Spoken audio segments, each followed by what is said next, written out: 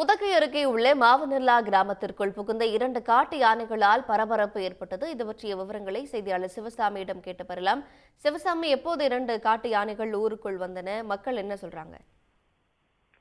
உதகை அருகே இருக்கக்கூடிய மாவனல்ல கிராமத்தில் 300க்கும் மேற்பட்ட பழங்குடியின மக்கள் வாழ்ந்து வருகிறார்கள். இந்த கிராமத்தை சுற்றி இருக்கக்கூடிய வனப்பகுதியிலிருந்து கடந்த சில நாட்களாகவே ஒற்றை யானைகள் ஊருக்குள் வந்து பொதுமக்களை அச்சுறுத்தி வந்தது. இந்த நிலையில்தான் இன்று காலை சுமார் 8 மணி அளவில் 2 யானைகள் இந்த மாவனல்ல கிராமத்திற்குள் புகுந்தன. அதனை கண்டு பழங்குடியின மக்கள் அச்சமடைந்த நிலையில் அவற்றை விரட்ட முயன்ற போது அருகில் இருக்கக்கூடிய விளையாட்டு மைதானத்தில் தஞ்சமடைந்தன. பின்னர் நீண்ட நேரமாக இளைஞர்கள் அனைவரும் ஒன்று கூடி சத்தமிட்டதை அடுத்து அந்த 2 யானைகளும் உதகை மசனகுடி தேசிய நெடுஞ்சாலையை கடந்து தற்போது அங்கிருந்து அருகில் இருக்கக்கூடிய பொக்காபுரம் வனப்பகுதிக்கு சென்றிருக்கின்றன.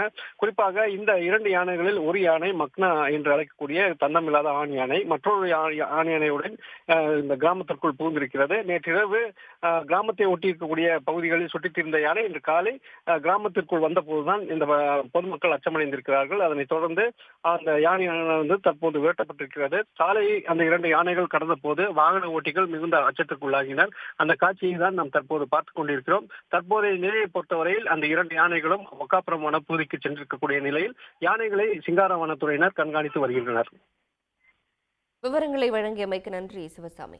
உடனுக்குடன் செய்திகளை தெரிந்து கொள்ள சன் நியூஸ் பெல் ஐகானை கிளிக் பண்ணுங்க.